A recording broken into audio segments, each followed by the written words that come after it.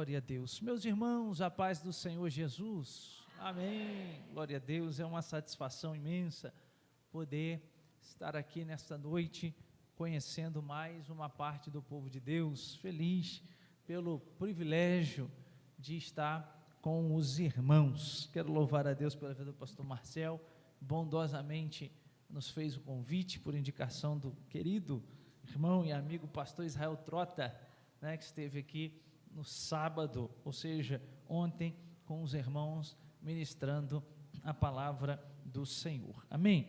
Você que está aí com seu exemplar da Bíblia, abra sua Bíblia comigo, na carta que o apóstolo Paulo escreveu aos Efésios, no capítulo de número 5, quero ser fiel à temática que foi proposta para esses 3 momentos. Efésios capítulo 5, versículo de número 18. Louvo a Deus pela vida do meu irmão, meu amigo Lauro, que está comigo, nos acompanhando. Minha esposa não pôde vir, geralmente me acompanha, mas não pôde estar. Está com o nosso bebezinho de 2 meses e meio, 2 meses e 15 dias, 20 dias, e está assistindo pelo YouTube. Amém? Meus queridos, Efésios capítulo 5, versículo 18, diz assim o texto bíblico: e não se embriaguem com vinho, pois esse leva à devassidão, mas deixem-se encher do Espírito, falando entre vocês com salmos, hinos e cânticos espirituais, cantando e louvando com o coração ao Senhor, dando sempre graças por tudo ao nosso Deus e Pai, em nome de nosso Senhor Jesus Cristo. Amém? Toma o seu assento. Meus queridos irmãos, texto bíblico que lemos nesta ocasião é um texto do apóstolo Paulo para a igreja que estava localizada em Éfeso. Na verdade, a proposta, o objetivo desta carta é que esta carta fosse uma epístola, uma carta circular, e pudesse circular algumas igrejas das quais, ou na qual, Éfeso era uma delas. O fato é que, uma vez que Paulo se propõe a fazer a obra missionária e evangelística, Paulo viaja por várias cidades, cidades estas que Paulo via a sua estratégia. Geralmente, Paulo tinha por primazia escolher cidades que recebiam um grande fluxo de pessoas, haja vista que estamos no 1º século e o evangelho precisa crescer, ele tem de prosperar e ele vai prosperar para a glória de Deus. E Paulo entendia então que uma vez que ele se voltasse para as cidades maiores, essas cidades que recebiam um grande fluxo de pessoas de outras nacionalidades, ouviriam o evangelho e prontamente levariam este evangelho para as outras localidades.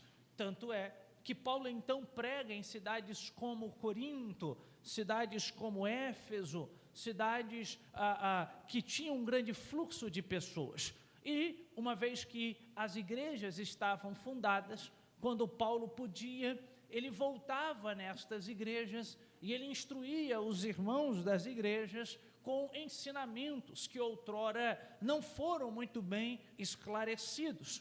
No entanto, quando o apóstolo Paulo não podia ir e se fazer presente, ele tinha um outro método, um outro mecanismo de se fazer presente nestas igrejas. E que mecanismo é este? Era por intermédio das cartas. Lembra que nós estamos num tempo em que não tem videoconferência, não dá para fazer chamada pelo WhatsApp, não dá, é impossível, não tem como ligar.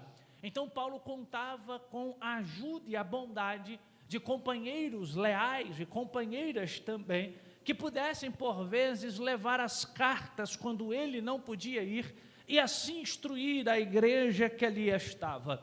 Neste momento, então, Paulo entende que é necessário instruir a igreja de Éfeso, porque a igreja estava passando por alguns problemas, e coisa que tinha nas igrejas que Paulo fundou era problema. Costumo dizer que se a gente pensa que às vezes em nossas igrejas tem um problema aqui, outro ali, é porque a gente não deu uma passadinha nas igrejas do primeiro século, porque pensa numas igrejas problemáticas. Paulo então escreve porque alguns problemas haviam surgido na região da Galácia e Paulo precisa sanar. Por quê? Porque Paulo prezava pela boa vontade de agradar a Deus e também de instruir as igrejas que ele havia fundado. É por isso que ele escreve a igreja de Éfeso. E é interessante que Paulo escreve esta igreja não livre. Paulo escreve esta igreja quando estava preso, uma vez que ele escreve por volta do ano 61 a 62 depois de Cristo, quando estava preso numa prisão domiciliar na cidade de Roma. Mas quais são os 3 objetivos que levam Paulo a escrever os Efésios, para a gente entender o capítulo 5 e os 3 versículos que lemos? O primeiro objetivo é que Paulo está preocupado com a unidade da igreja. Os irmãos estavam se dividindo, era necessário prezar pela unidade da igreja, e por isso Paulo escreve. O segundo objetivo é porque Paulo está preocupado com a ética cristã dentro da igreja, e Paulo escreve então para instruí-los como eles deveriam agir e como eles deveriam se portar enquanto cristãos na sociedade. E o terceiro motivo que impulsiona ele a escrever é porque Paulo percebe que eles precisam estar preparados para a guerra espiritual que eles estavam ali enfrentando com os levantes dentro da sociedade. É por isso que ele escreve o capítulo de número 6, onde ele fala-nos a respeito da armadura de Deus. No entanto, há algo que se destaca nos capítulos da Epístola aos Filipenses. E o que se destaca? Se você ler os 5 primeiros capítulos, você notará que em todos eles, Paulo fala sobre a pessoa bendita do Espírito Santo. E em cada capítulo que Paulo fala sobre o Espírito Santo, Paulo se preocupa em apresentar uma característica, uma função, um objetivo, uma ação do Espírito Santo e a sua relação com a igreja. Note que no capítulo de número 1, Paulo apresenta o Espírito como aquele que sela as verdades do Evangelho no coração dos que creem, uma vez que nós acreditamos no Evangelho, mas quem tem o papel de selar as verdades no nosso coração é o Espírito Santo.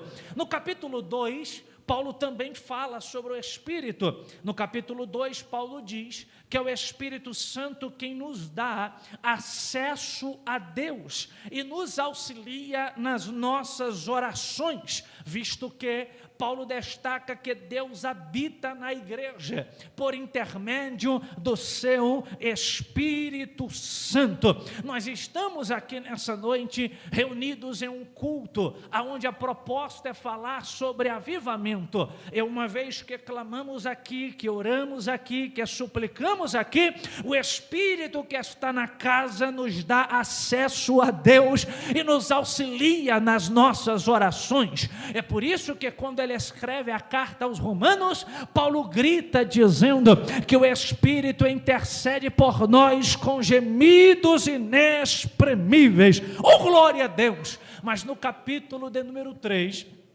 Paulo ainda fala sobre o Espírito.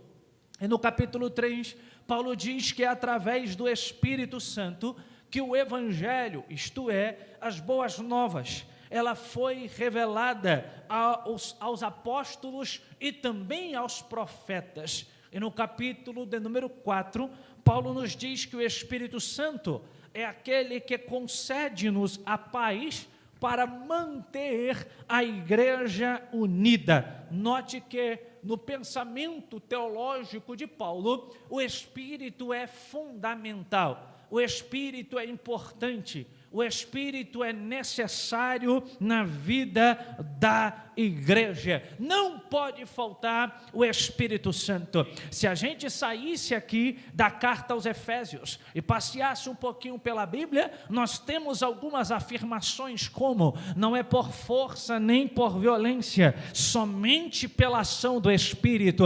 A Bíblia ainda diz que quem convence o homem do pecado, da justiça e do juízo é o Espírito Santo. O que eu dou glória a Deus nesta noite, na introdução da mensagem, é que este Espírito está na casa, e é este Espírito que já te impulsionou a louvar a Deus, a glorificar a Deus, a levantar a mão, a agradecer a Ele pelo dia de hoje. Eu vou perguntar: só os que vieram para agradecer a Deus por tudo aquilo que Ele tem feito, adora Ele, porque Ele é bom. Agora note que ao longo da Bíblia Sagrada, o Espírito, ele é apresentado não como uma força, não como uma energia. É verdade que a Bíblia usa alguns símbolos para falar do Espírito Santo, mas os símbolos que são usados para falar do Espírito não diz quem o Espírito Santo é, mas diz como ele age, qual é a sua função e a sua finalidade. A Bíblia usa o símbolo do vento, a Bíblia usa o símbolo do fogo, da pomba. São símbolos para nos trazer clareza sobre a ação do Espírito Santo e o seu objetivo no seio da igreja. No entanto, o Espírito não é uma energia, o Espírito não é um vento, ele não é, segundo a Bíblia Sagrada, algo impessoal. Pelo contrário, quando a Bíblia apresenta o Espírito, a Bíblia apresenta o Espírito a partir de características pessoais. Porque a Bíblia quer dizer para nós que o Espírito é uma pessoa, e eu explico isso quando a gente abre a Bíblia em 1 Coríntios capítulo 2, versículo 10, a Bíblia diz que o Espírito prescruta, ou seja, sonda todas as coisas. Em 1 Coríntios 2, 11, a Bíblia diz que o Espírito conhece a mente de Deus. Em 1 Coríntios capítulo 2, 13, a Bíblia diz que o Espírito ensina. Em 1 Coríntios 3,16, a Bíblia diz que o Espírito habita dentro dos crentes. Em 1 Coríntios 12, 11, a Bíblia diz que o Espírito realiza todas as coisas. Em 2 Coríntios capítulo 3, versículo 6, a Bíblia diz que o Espírito dá vida aos que creem. Em Gálatas capítulo 4, versículo 6, a Bíblia diz que o Espírito clama dentro do nosso coração. Em Gálatas capítulo 5, versículo 18, a Bíblia diz que o Espírito guia-nos. Em Romanos capítulo 8, versículo 16, a Bíblia diz que o Espírito testifica com o nosso espírito que nós somos filhos de Deus. O que eu estou dizendo para você nessa noite é que o Espírito Santo que está na casa não é uma força impessoal, não é um vento que sopra, não, ele sopra como um vento, mas ele é uma pessoa que está dizendo para você e para mim nessa noite: eu quero me relacionar com você, eu quero falar com você, eu quero estar próximo de você. Eu aprendi com a Bíblia Sagrada que é um desejo pulsante no Espírito, e que desejo é esse? É que o Espírito quer estar perto de nós. Eu vou perguntar mais uma vez: será que além de mim tem mais alguém que deseja se realizar, se relacionar com esse Espírito que é pessoal? Meu irmão e minha irmã, eu aprendo com a Bíblia que não há possibilidade alguma da gente falar, da gente pensar, da gente refletir sobre avivamento sem a gente pensar na pessoa do Espírito Santo. Eu gosto disso daqui, e é por isso que isso me conduz à quinta vez que Paulo fala sobre o Espírito, e agora no capítulo de número 5. É interessante que no capítulo 5 Paulo está refletindo sobre o fruto da luz e as obras das trevas, até que no versículo de número 18, Paulo menciona nós, para a igreja de Éfeso e também a nós nessa noite, que aquela igreja não deveria se embriagar com o vinho em que há contenda, mas eles deveriam se encher do Espírito Santo. E por quê? Porque na mente de Paulo, o Espírito é essencial, o Espírito é fundamental, o Espírito é aquele que dá vida à igreja. É por isso que quando Isaías profetiza, e eu já falo disso daqui a pouco, mas só mencionando, no capítulo 44, Isaías diz que Deus derramaria água sobre o sedento. O Espírito aparece ali como forma de água, ou seja, como símbolo da água. Por quê? Porque a água é necessária para a manutenção da vida. A igreja tem vida porque o Espírito da vida está no seio da igreja. Se você ficar sem água, você morre. Hoje é provado pela medicina que é até possível ficar alguns dias sem comer. Esses dias eu vi um cidadão no TikTok ficando 39 dias sem se alimentar, mas o mesmo disse: eu não estou sem ingerir água, porque é possível ficar 39 dias sem comida, mas não é possível ficar uma semana sem água. Oh glória, eu gosto disso. É por isso que o Espírito tem símbolo como água. Por quê? Porque o Espírito é aquele que dá vida e ele não pode faltar. Oh, glória seja dada ao nome bendito de Jesus. Então, quando a gente fala de avivamento, a gente fala da pessoa do Espírito. Mas antes de explorar o versículo 18, eu me perguntei o que seria avivamento, e eu encontrei duas definições. A primeira definição foi a definição do saudoso, já falecido Billy Graham. Billy Graham, uma vez falando sobre avivamento, ele disse que avivamento não é descer a rua com um grande tambor. Billy Graham diz que avivamento é subir o Calvário com um grande choro. Eu vou repetir: avivamento, segundo Billy Graham, não é descer a rua com tambor fazendo festa, mas avivamento, segundo Billy Graham, é ir em direção ao Calvário chorando pelos seus pecados. Uma outra definição foi alguém que disse certa vez: avivamento não é movimento, avivamento gera vida, movimento gera momento. Um crente avivado tem a vida mudada para a glória do nome bendito de Jesus. No versículo 18, quando Paulo pede aos irmãos de Éfeso que se encham do Espírito Santo, eu, estudando um pouco o texto, eu descobri que há uma beleza aqui na expressão que Paulo usa para falar sobre encher. E eu quero refletir sobre esta expressão. É interessante que Paulo diz: enchei-vos. A expressão que aparece aqui é uma expressão grega, assim como o Novo Testamento. Sabedores, os irmãos, que ele foi escrito originalmente em grego. Nós possuímos então a tradução do grego para o português. E a palavra no grego que aparece aqui é um verbo, e este verbo é o verbo pleroo. Pleroo. O que significa o verbo pleroo? Pleroo significa preencher até o topo, assim como se você estivesse enchendo um copo de água. E ao encher este copo de água, você vai enchendo, até que não caiba mais nenhuma gota de água naquele copo. É isto que o verbo significa. O verbo implica a ideia de preencher até o topo, de modo que não falte nada, ou preencher até a borda. Então, Paulo está dizendo aos Efésios: vocês precisam ser cheios do Espírito, ou seja, cheios até o topo, de modo que na vida de vocês não haja outra coisa, absolutamente nada, que esteja ali que não seja o Espírito Santo. Oh, glória a Deus! Agora, olha só que coisa linda. Como é um verbo, a gente precisa aqui lançar mão que no texto grego, ou seja, no grego, o verbo tem algumas características. Assim como no português, o verbo tem número, ele pode ser plural ou singular, ele pode ser passivo. No grego também, o verbo tem algumas características, e as características verbais que aparecem aqui é o que faz a minha alma saltar nesta noite.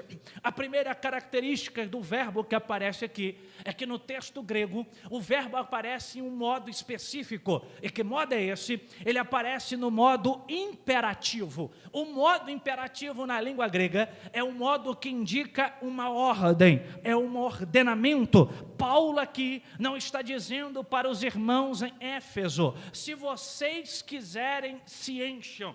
Paulo aqui não está dizendo para os irmãos daquela igreja: se for do agrado de vocês se encher, se encham. Não, Paulo aqui está dando uma ordem. Por quê?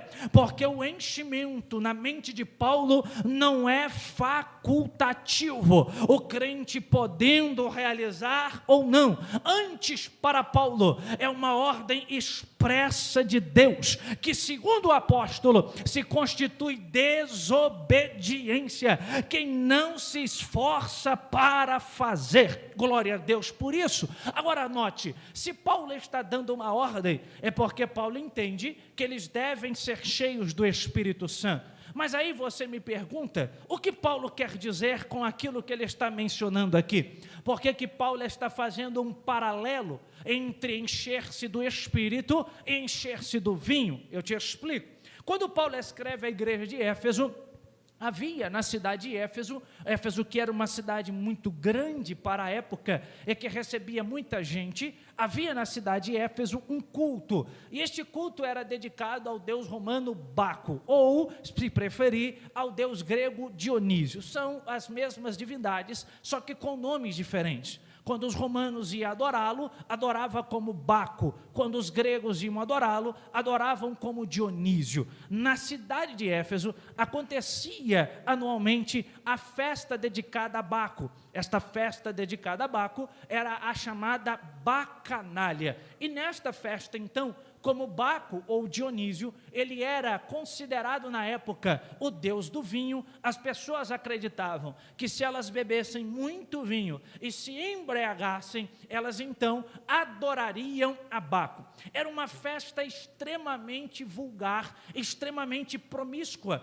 que geralmente acontecia nos templos dedicados ou até mesmo na rua. Então Paulo está pegando algo que está acontecendo e Paulo diz para a igreja de Éfeso: vocês não podem se assemelhar àqueles que estão lá fora. Por quê? Porque na mente de Paulo, aqueles que se embriagam com vinho aqui estão sendo controlados pelo vinho. Aí Paulo faz um paralelo e ele diz: vocês não podem ficar cheios de vinho, mas vocês precisam estar cheios do Espírito Santo.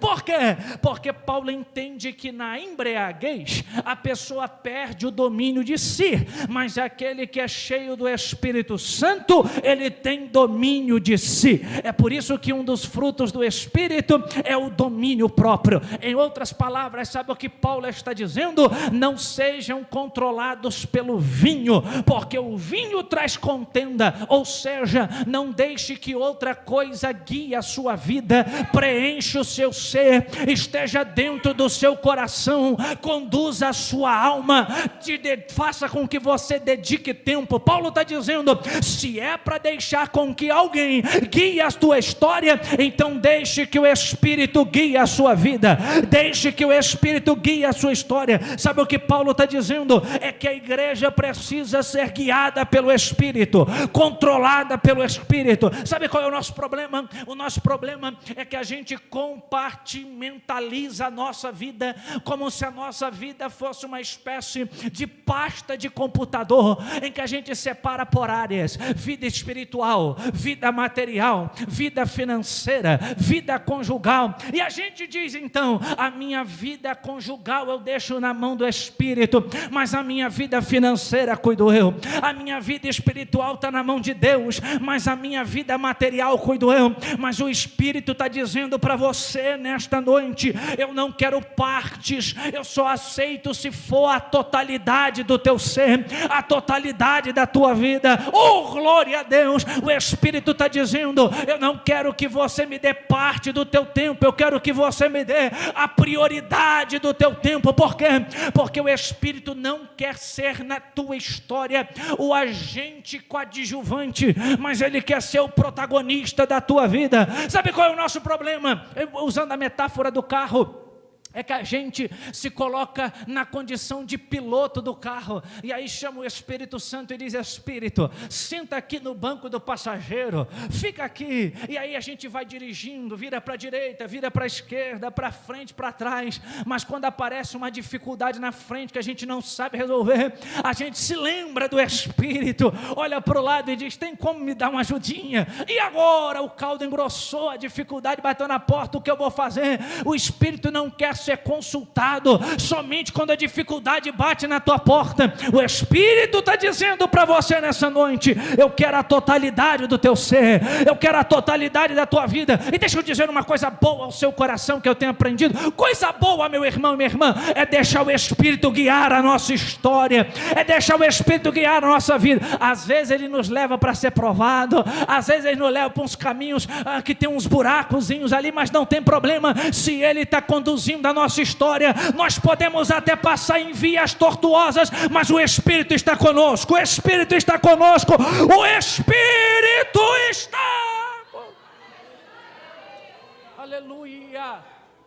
Porque Paulo insiste que a igreja de Éfeso seja cheia do Espírito. Em segundo lugar, aqui ainda, dentro do modo imperativo, é porque ele queria que eles fossem controlados pelo Espírito, mas eles queriam, em segundo lugar, que eles entendessem que a embriaguez do vinho era momentânea, ou seja, a alegria que ela produziria era momentânea. A palavra grega ainda que aparece aqui é asótia, envolve não apenas a ação descontrolada do homem bêbado, mas a ideia do desperdício. Você sabia que o álcool sempre está qualificado na farmacologia entre os depressivos? Por quê? Porque o álcool é um ladrão de cérebro. A embriaguez deprime o cérebro, tira o homem do autocontrole, da sabedoria, do entendimento, do julgamento, do equilíbrio e do poder de avaliar. Ou seja,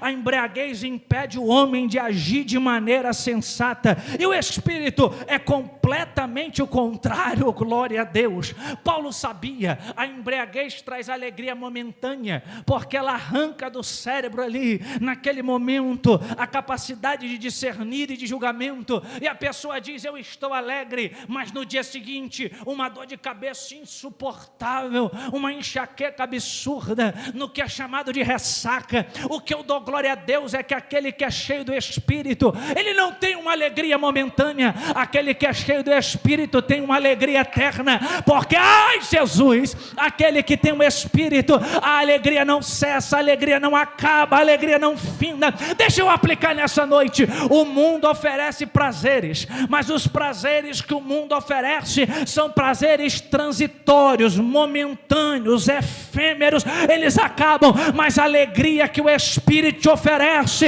ela não finda, ela não acaba, ela não termina, ela não finda, ela não acaba, ela não termina. Deixa eu lançar uma oração nesta noite. Tem alegria do Espírito aqui para a sua vida, para a sua casa, para o seu coração, porque Ele tem alegria que preenche a alma. Aleluia. Quando Salomão reflete no livro de Eclesiastes, ele entendeu muito bem isso. Salomão já está, segundo alguns estudiosos, cansado, já está idoso, já passou por muita coisa na sua vida.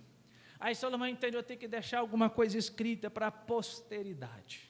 Aí o pregador vai lá e começa a escrever. Ele diz: olha, eu busquei alegria, capítulo 2, lê depois em Eclesiastes.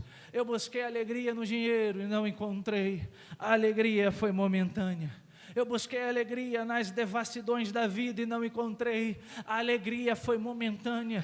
E ele vai refletindo sobre aquilo, até que no capítulo 2 ele diz: agora os jovens precisam abrir os olhos, eu preciso deixar claro para eles. Aí Salomão grita dizendo: lembra-te do teu Criador no dia da tua mocidade. Sabe o que ele está dizendo? A alegria lá fora é transitória, passageira, mas aqui tem alegria eterna para a sua alma. O filho pródigo preferiu sair de casa, permita-me a expressão, quebrar a cara lá fora, perder tudo, passar fome, para um dia cair em si e se lembrar: aqui eu estou passando fome, mas na casa do Pai tem boi gordo para me alimentar, e tem festa direto, então eu vou voltar e vou me arrepender. Ei, o Espírito é aquele que pode te dar alegria, ele não só pode, como ele quer. Então nesta noite, faça o que Paulo está dizendo, deixa o Espírito guiar a tua história, entregue a chave do carro para o Espírito e diz: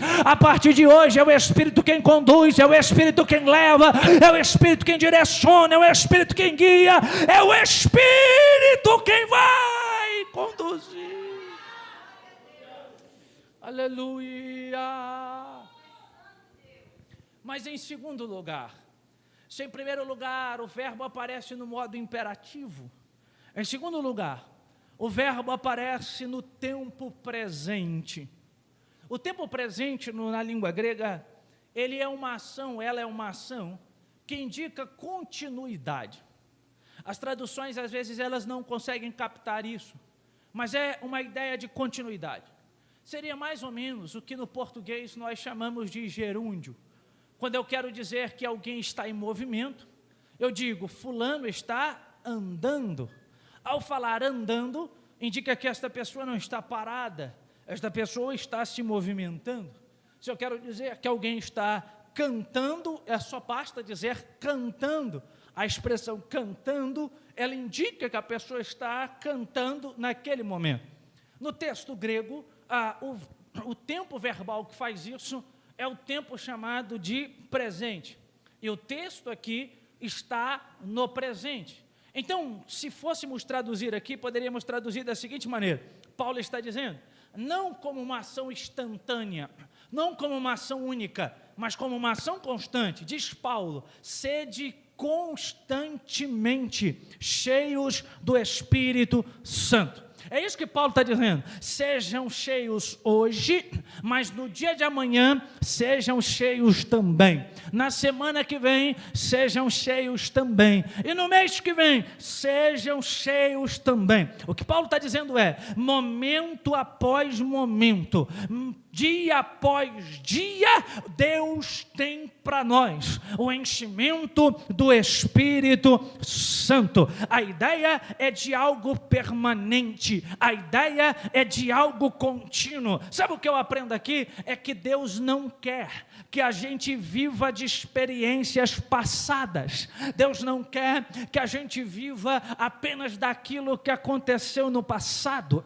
Já viu aquele tipo de gente, aquele tipo de irmão, de irmã, que senta para conversar e diz: no passado era tão bom, mas tão bom, Deus fez algo tão grande, no passado eu senti a presença de Deus, em 1900 e lá vai fumaça, não é verdade? Deus falou comigo. Mas Paulo está dizendo para nós aqui: o Espírito que agiu no passado é o Espírito que quer continuar agindo. Por quê?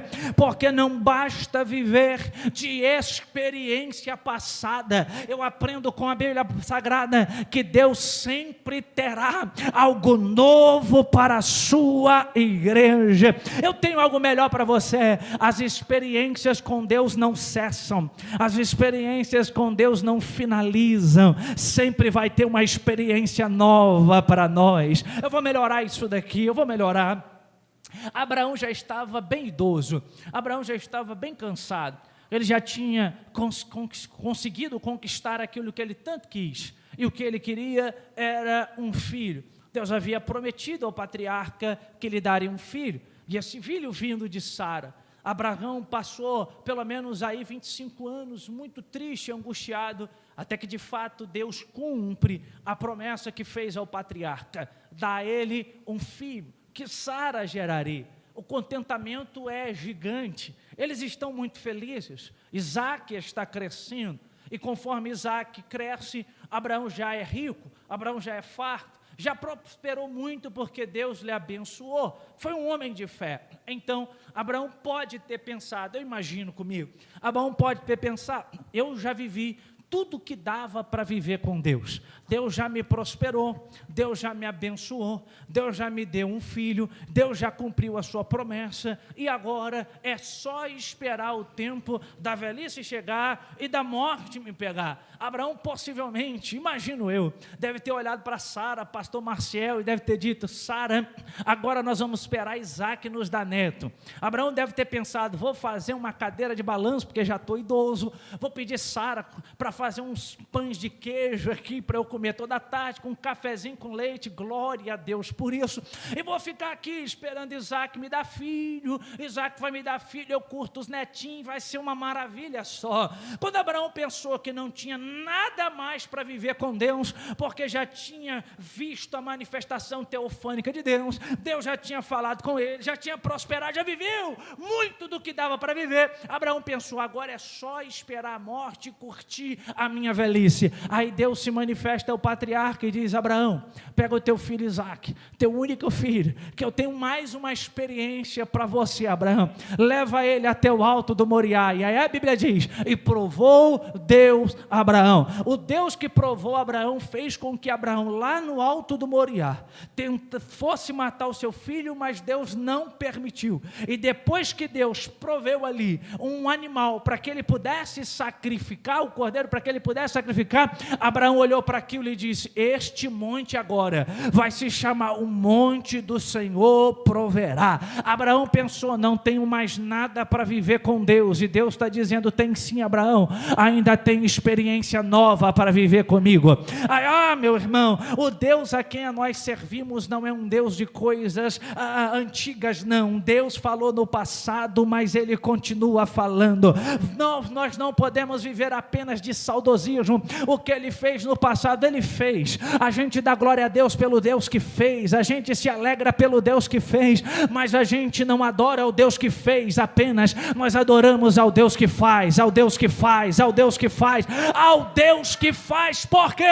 Porque ainda tem experiência nova para a gente viver com Deus. Deixa eu dizer algo aqui, eu creio, nós estamos já no final do ano, semana que vem já é dezembro, no apagar das luzes, quase perto do Natal, mas deixa eu lançar algo que eu creio ao seu coração nesta noite. Eu oro em nome de Jesus, que quando chegar o dia 25 de dezembro ou o dia 24, tem gente que faz ceia de Natal, não é verdade? Você vai se reunir com a família na ceia de Natal, vai reunir a família numa festa bonita, onde você vai se alegrar e congratular, mas eu oro em nome de Jesus, que você vai pedir a palavra para falar, vai levantar um copo de Coca-Cola para o céu, porque crente não bebe cachaça, e vai dizer para quem estiver ao redor da mesa: foi um ano de prova, foi um ano de dificuldade, teve crise, o vento balançou aqui em casa, mas também foi um ano de experiência nova com Deus. Quem crê no que eu estou pregando nesta noite? O ano ainda não findou, e eu creio ainda vai ter experiência nova para você viver com Deus. Por quê? Porque a Bíblia diz que aquele que serve a Deus vive de glória em glória, de glória em glória, de glória em glória, de glória em glória, de glória em glória.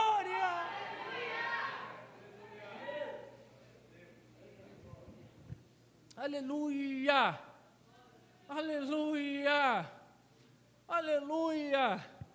Não, já vivi tudo que dava para viver, ainda tem coisa nova para viver com Deus, eu creio nisso. É por isso que quando Joel profetiza e Deus usa ele, Joel diz: eis que derramarei o meu espírito, e ele diz: derramarei, vossos filhos e vossas filhas profetizarão, vossos velhos sonharão sonhos, jovens terão visões. Note que Joel falou para todo mundo, tem experiência para os jovens, e para os velhos tem experiência também. Por quê? Porque Paulo está dizendo: eu me encho hoje, mas amanhã eu quero mais, depois da manhã eu quero mais, e no ano que vem, se Deus me permitir vivo estar e não vier me buscar, eu sei que ainda vai ter experiência nova para viver, nova para viver, nova para viver.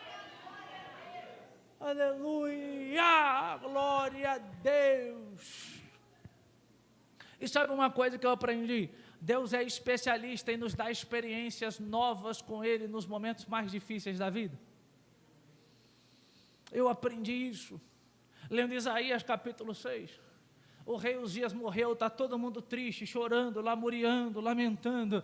Aí quando está todo mundo triste, todo mundo preocupado, diz a Bíblia Sagrada que Deus se manifesta e Isaías vê o Senhor assentado sobre um alto e sublime trono. É Deus dizendo: no ano da luta tem experiência nova, no ano da crise tem experiência nova para viver com Ele.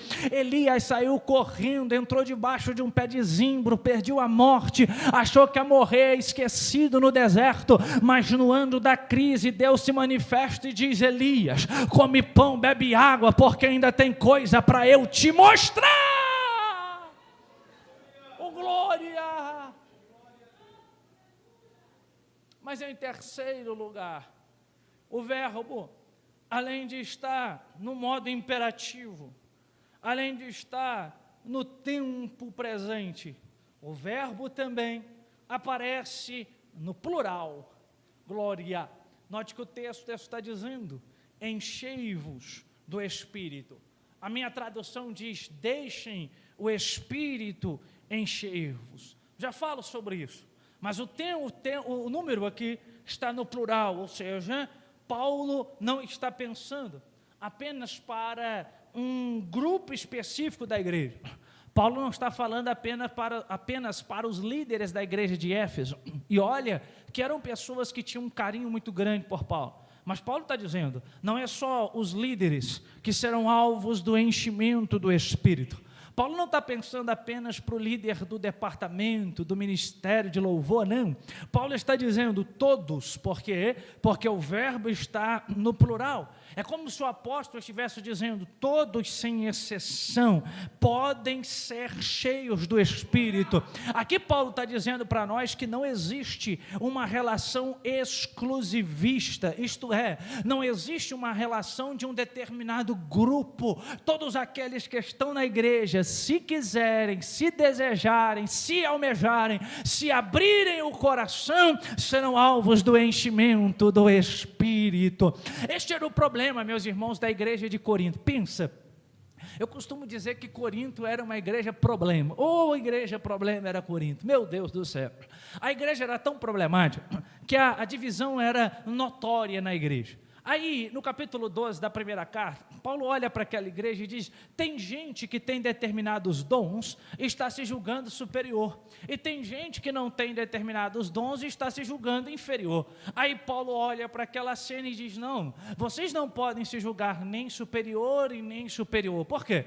Inferior, porque havia um complexo de inferioridade por parte de uns e de superioridade por parte de outros. Os que se achavam superiores pisavam nos inferiores, e os inferiores se sentiam humilhados. Aí Paulo diz: vocês estão errados, porque é um só Espírito que distribui os dons para vocês, mas depende dele. Eu gosto disso, porque Paulo está dizendo que os dons são acessíveis a todos, a todos. É por isso que aqui está no plural. Não importa que qualquer que esteja aqui nessa noite, se desejar, Deus enche. Por quê? Porque ser cheio do Espírito é fazer aquilo que agrada a Deus. E Deus está dizendo: eu quero encher. Então o pastor pode pedir pelo enchimento, pelo avivamento, mas o irmão mais simples que estiver nesta igreja nessa noite, se rasgar o seu coração, porque o salmista diz que um coração quebrantado e contrito Deus não rejeita. Deus está dizendo: eu derramo o meu Espírito também. Eu derramo o meu Espírito também. Quando Joel profetiza, Joel está nos dizendo que não há distinção de faixa etária, jovens e idosos, não há distinção racial, servos e livres, não há distinção de sexo, homens ou mulheres, não importa, só basta ter um coração aberto e gente entendendo o que Paulo está dizendo. Eu quero. O meu desejo nessa noite é que quando você sair daquelas portas para fora, você saia gritando: Deus, a partir de hoje não tomo mais decisão na minha vida sem que o Senhor guie a minha história, sem que o Senhor guie a minha vida, porque a partir de hoje eu quero ser cheio do Espírito, cheio do Espírito, cheio do... Mas em quarto lugar, o verbo aparece na voz passiva. A voz passiva indica que outro exerce a ação do verbo, outro que exerce a ação do verbo. Note que o texto bíblico que eu tenho aqui em mãos, a Nova Almeida atualizada, e propositalmente trouxe ela, traduziu o texto da seguinte maneira: mas deixem ser, encher do Espírito, oh glória.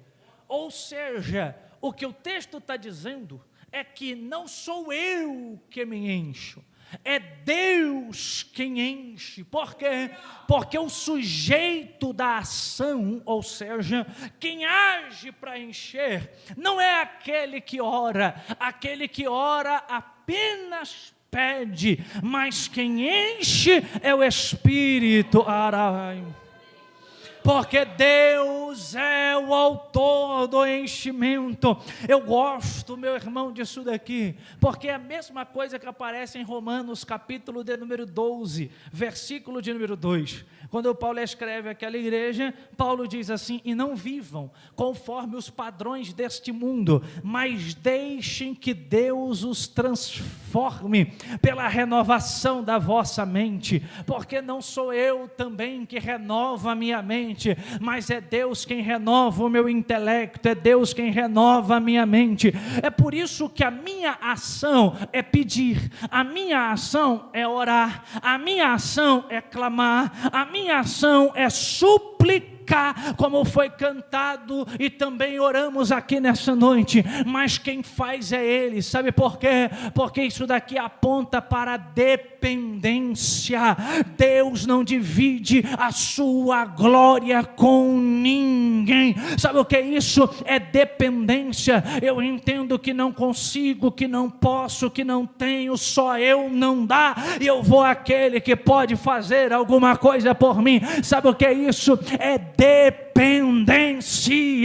Não é por isso que não sou eu que me encho, é Ele que me enche. É por isso que você está aqui nessa noite, nesta conferência, para clamar por avivamento, pedindo a Deus que aviva-nos no decorrer da nossa trajetória.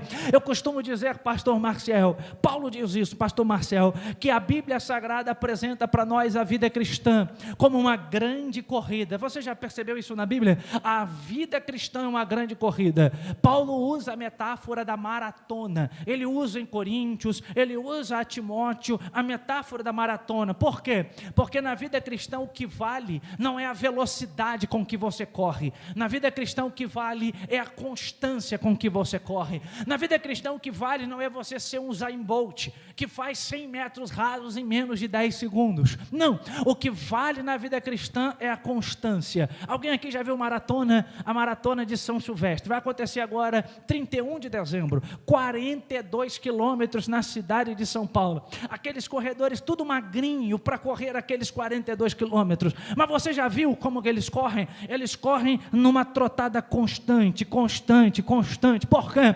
Porque a vida cristã não é 100 metros rasos, tem gente que começa bem, mas termina mal. Já conheceu gente assim, que esteve na igreja com você, já adorou a Deus com você, já levantou a mão com você, já esteve aí do teu lado, e hoje a gente tem que orar para Jesus trazer ela de volta. Na minha igreja tem isso, eu acho que aqui tem também. Acontece, é um tipo de pessoa que começou muito rápido, largou a 100 por hora, mas quando apareceu o primeiro obstáculo não suportou. Tem gente que passou até do primeiro e foi para o segundo, mas não aguentou. Tem gente que passou do primeiro, do segundo, do terceiro, mas também não suportou. Por quê? Porque correu muito rápido, mas não manteve a constância. Eu acho que é por isso que Abacuque ora dizendo: Senhor, aviva a tua obra no meio dos anos, e no meio dos anos a notifica, porque a gente larga muito bem. Já viu o crente no primeiro amor? É a 1000 por hora, é igual a igreja de Éfeso. O problema é que esquece o primeiro amor no decorrer da trajetória, e a linha de chegada talvez ainda está longe, mas Deus nessa noite te traz aqui para gritar no teu ouvido: Deus quer te avivar. Por quê? Porque Ele quer te encher para que você levante a cabeça, sacode a poeira do pé e continue caminhando. Eu oro em nome de Jesus que você não vai parar, que você não vai desistir. Eu oro em nome de Jesus que Deus vai te dar graça mediante a ação do Espírito Santo, e você vai continuar na corrida. Você vai continuar na corrida. Você vai continuar. continuar na corrida.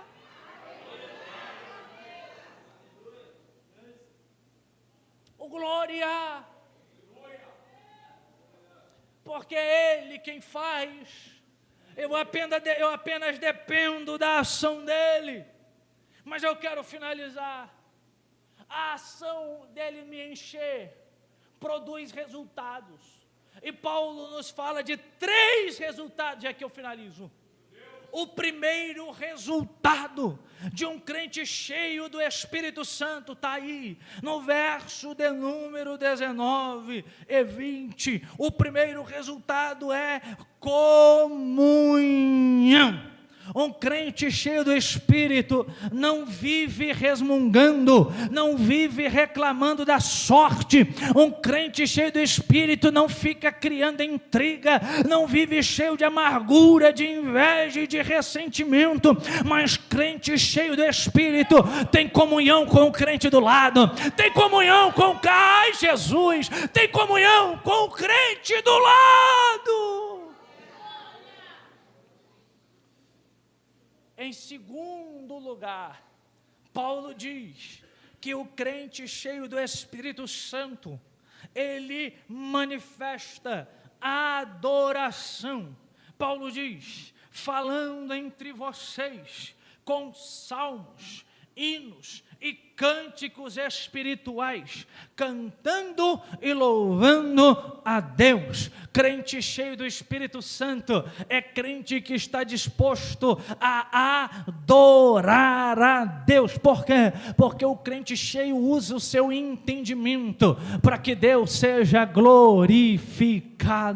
E deixa eu dizer uma coisa para você: a adoração a Deus não pode se resumir somente dentro da igreja. O crente avivado adora a Deus dentro da igreja, mas lá fora ele adora a Deus também. Na sua casa ele adora a Deus também. No seu trabalho ele adora a Deus também. Porque o crente cheio do Espírito sabe que a adoração não é somente circunscrita ao ato do louvor, mas a adoração é um estilo de vida, porque ele entendeu que o Espírito está na vida dele e aonde ele pisar ele vai adorar a Deus. Crente cheio do Espírito adora quando tem dinheiro no banco, mas quando não tem, adora também. Crente cheio do Espírito adora quando tem saúde, mas quando não tem, adora também.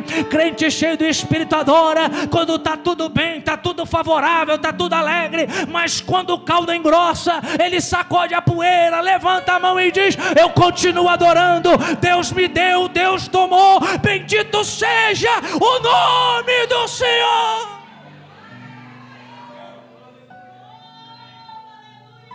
Crente cheio do Espírito não adora por aquilo que Deus faz, adora por aquilo que Deus é. Aleluia. Crente cheio do Espírito adora porque entendeu que o Pai está procurando verdadeiros adoradores que adorem em espírito e em verdade. Mas em último lugar, o terceiro resultado que Paulo diz é que quem é cheio do Espírito dá graça a Deus. Dá graça a Deus por tudo. Aleluia. Por tudo. Um crente cheio do Espírito é grato.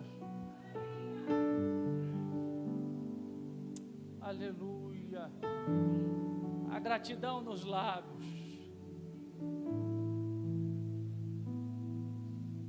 Sabe uma das passagens bíblicas mais bonitas, na minha opinião? Eu gosto dessa passagem. São as mulheres, pastor, que estão aos pés da cruz de Jesus. Maria Madalena, a mãe de Jesus, a mulher de Clopas, Salomé. As mulheres estão lá aos pés da cruz.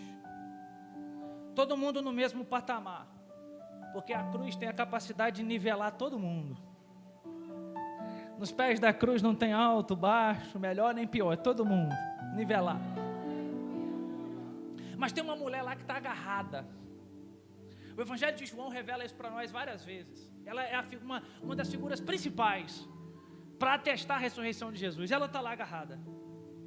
E o nome dela é Maria Madalena. Quando você lê Lucas capítulo 8, versículo 1, 2 e 3, você é informado que algumas mulheres mantinham o ministério de Jesus com dinheiro. E nesse texto, Lucas fala de uma mulher chamada Maria Madalena, que Jesus expulsa dela 7 demônios. A palavra Madalena é da cidade que ela veio da cidade de Magdala. Um dia Jesus passou, o texto não diz quando foi, como ela teve o encontro, mas ela teve um encontro com Jesus. E todo mundo que tem um encontro verdadeiro com Jesus não permanece mais a mesma pessoa, não é verdade? Eu não sei se Jesus encontrou ela encontrou Jesus, eu sei que se encontraram. Jesus expulsou o demônio da irmã Maria, ou os demônios. Quando ela teve os demônios expulsos da vida, ela pensou: bom, agora eu vou acompanhar esse cidadão.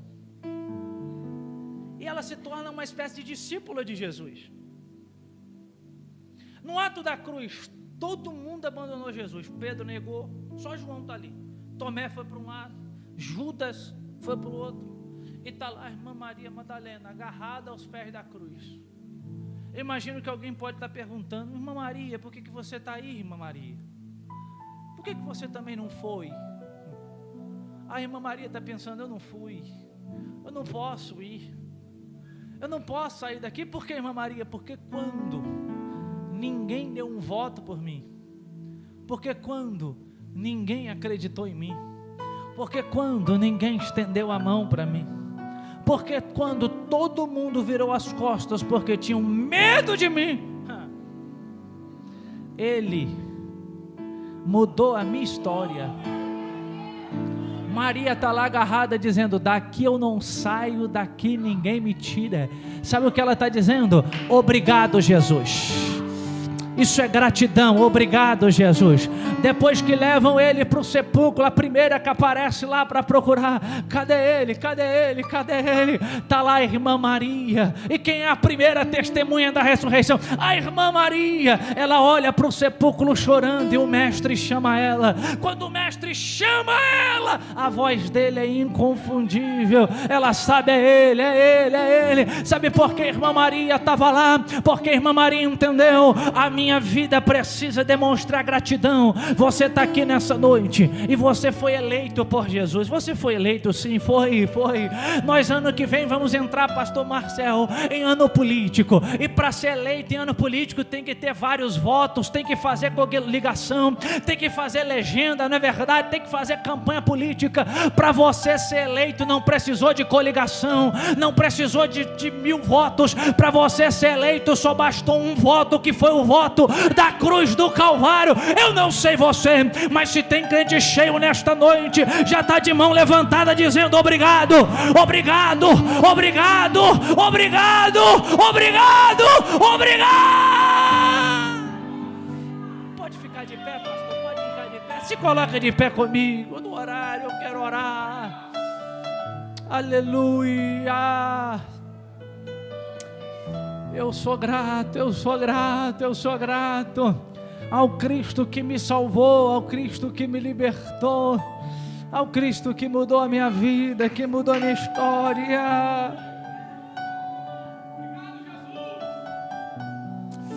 Aleluia. Já foi feito isso, então não creio que terá problema. Você pode segurar na mão do teu irmão, por gentileza, para a gente orar de mão dada. Oh glória! Oh glória, é noite de avivamento. E o avivamento é isso daí, é comunhão. É um orando pelo outro, é um ajudando o outro, é um estendendo a mão para o outro. Oh glória ao nome bendito de Jesus. Eu sinto a presença do Senhor na casa. Ele está dizendo: eu quero guiar a tua vida, eu quero encher a tua história, eu quero que você seja conduzido por mim. Eu quero que você ore nesta noite, mas eu quero que você ore por quem está do teu lado. Ore por quem está do teu lado. Eu não sei o que este tem passado, eu não sei o que ela tem passado, eu não sei o que ele ou ela tem vivido. Talvez veio para essa conferência dizendo: Deus, eu estou precisando de mais do Senhor. Eu oro para que Deus derrame mais sobre esta vida. para que ele seja mais crente, para que ela seja mais crente, oh, para que haja adoração nos lábios, gratidão na vida. Meu Deus, eu quero orar, Senhor Deus e Pai Todo-Poderoso. Eu te glorifico em nome de Jesus, porque o Senhor é bom e porque a sua misericórdia é sobre nós. Ó Deus, a tua igreja está de mãos dadas, orando neste momento.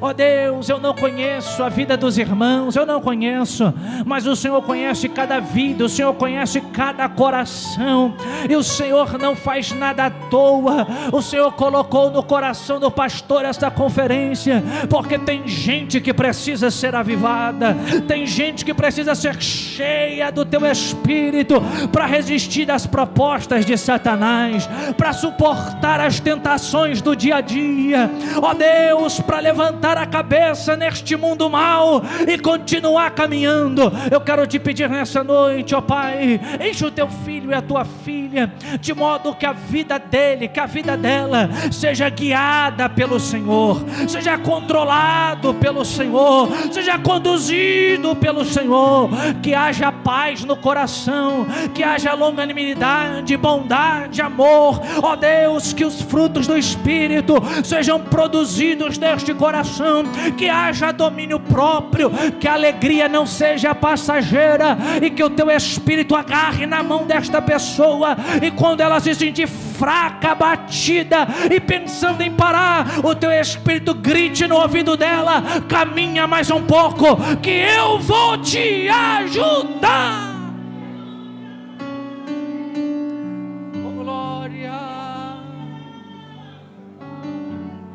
Ó Deus, ó Deus, eu oro no nome bendito de Jesus, amém e amém. Se você pode aplaudir ao Senhor, aplauda, porque Ele é bom.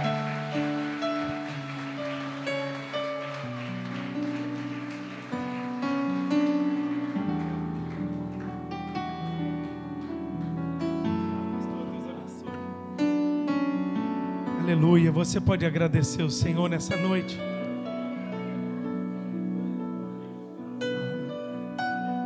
O Senhor está aqui. O desejo de Deus é que sejamos cheios do Espírito Santo. Aleluia. A Jesus toda a glória. Deixa eu liberar uma palavra sobre a sua vida nesse encerramento de conferência. Deus usou os pastores aqui de forma extraordinária, cada um na sua particularidade, de um jeito especial, trazendo um recado da parte de Deus. Mas se você for cheio do Espírito Santo, ouça o pastor, se você for cheio do Espírito Santo, 100% dos seus problemas já estão resolvidos. Guarda essa palavra aqui no final. Não é 92 não. Não é 98 não. O que nós precisamos é ser cheios do Espírito Santo. E se nós formos cheios do Espírito Santo,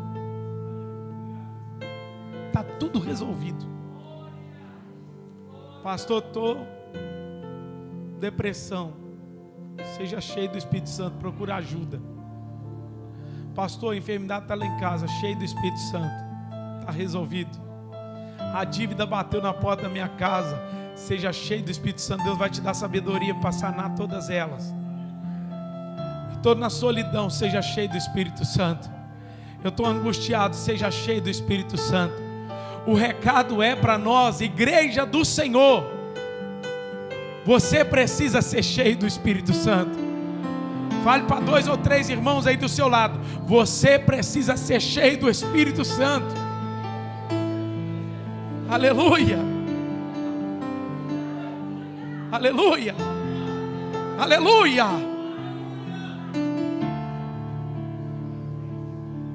É isso que nós precisamos, em nome de Jesus. Para a glória e louvor do nome do Senhor. Amém? Pode permanecer em pé, nós vamos encerrar. Quero agradecer pastor Magno Lessa. Deus abençoe, meu amado. Obrigado por estar aqui. Ele é de Taucara, né? E atendeu o nosso convite, está aqui para nos abençoar com essa palavra vinda do céu. Leve um abraço para a sua família, para o seu pastor, seu companheiro. Que Deus abençoe em nome de Jesus. Irmãos, nós vamos orar pelo nosso irmão Laércio. Vem cá, Laércio. Vai começar mais uma sessão amanhã de radioterapia, não é isso? Amém? Nós cremos que o Senhor pode liberar essa palavra de bênção, de cura sobre a vida do Laércio. Estenda suas mãos. Pai, há poder no sangue de Jesus. E nós pedimos ao Senhor, nessa nova etapa, seja com Ele. Senhor, o Senhor é poderoso para fazer infinitamente mais de tudo que pedimos ou pensamos. E visita, Senhor, Laércio, da planta dos pés à cabeça, e libera sobre ele uma palavra de cura. Nós cremos, Senhor, como foi ministrado, o Senhor ainda continua fazendo. O Senhor opera. E nós como igreja oramos juntos, crendo e abençoando o teu filho para a glória do teu nome. Continue fortalecendo a casa dele, a família dele, Senhor, e esse processo em ti, que ele possa ter um coração grato no Senhor. Nós oramos assim no nome de Jesus. Deus te abençoe lá, esse nome de Jesus. Amém. Irmãos, tem um finalzinho, tem cantina lá. A melhor cantina do Brasil é aqui na Igreja Batista Reviver. Hoje é mini pizza. É brotinho, não é mini pizza não. Mini pizza é aquela assim, né? É brotinho assim, ó. Eu acho que uma enche. O pastor. O português e marguerita. Amém? Olha só, é R$8 a mini pizza e o refrigerante está incluso, ok? E é Coca-Cola. Então, R$8 a mini pizza com refrigerante incluso. Senta lá. Eu estou falando mini pizza, né? Brotinho. Amém? Então abençoa lá a cantina, senta lá um pouco, lancha, confraterniza. Os irmãos que não têm dinheiro para comprar, pode chegar perto de mim que eu te mostro quem tem. Tá bom? Eu te falo em nome de Jesus. Pergunta para o irmão que está do seu lado, você vai pagar uma para mim?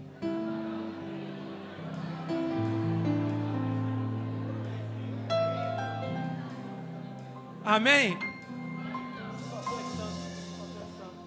Nós vamos seguir. Nós não tivemos nem aviso hoje, mas a programação continua normal essa semana, amém? Terça, célula. Quarta-feira tem oração 3 horas da tarde. Quinta-feira tem a última quinta do avivamento desse mês. Então esteja aqui com a gente em nome de Jesus. Cadê o pastor Everton? Vem cá, pastor, dá a benção que eu vou lá para a porta. Vamos trocar. O único motivo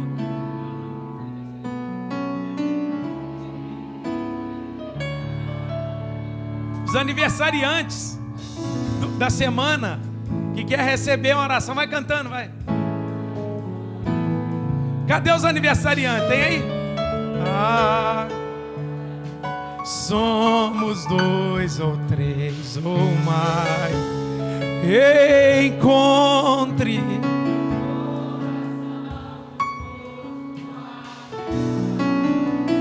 por ti. Cante isso, todos os versos.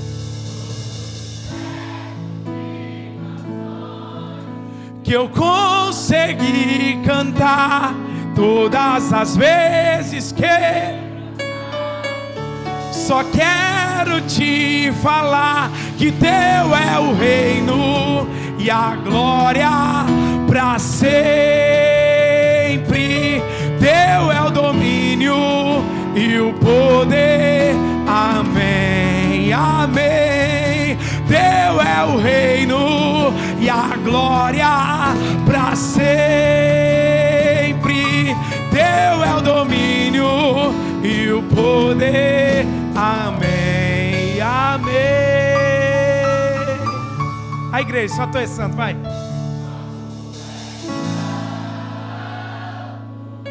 Até o irmão achar o hino aí. Só tu. Aê! Dá uma salva de palmas para esse irmão que achou esse hino. Outro como tu, não há outro como tu, não há outro como Jesus. Só tu és. Ele é santo, aleluia. Só tu és. Não há outro, e não há outro como tu. E não há outro como tu.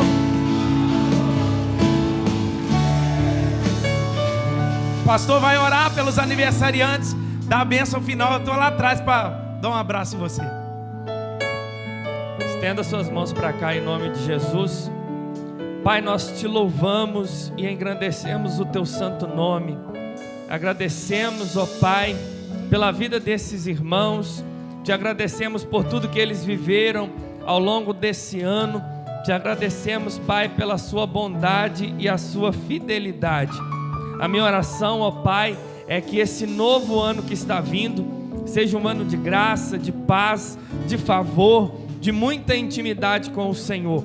Abençoa cada área da vida dos seus filhos, a vida espiritual, familiar, a saúde, a vida emocional deles. Pai, que no nome de Jesus a tua bênção, Pai, esteja com eles nesse ano e enquanto eles viverem. Abençoa os meus irmãos e livra eles do mal. É isso que nós oramos e te agradecemos em nome de Jesus. Amém. Estenda as suas mãos para cá em nome de Jesus. Não, aplaude o nome do Senhor primeiro, vai lá. Depois você dá um abraço nesses irmãos bem apertado. Agora você estende suas mãos para cá em nome de Jesus. Que o grande amor de Deus Pai, a graça do nosso Senhor e Salvador Jesus Cristo, a doce comunhão e consolação do Espírito Santo esteja sobre a sua vida, sobre a sua família e sobre todo o povo de Deus espalhado sobre a face da terra. E a igreja diz: vá em paz e tenha uma boa semana.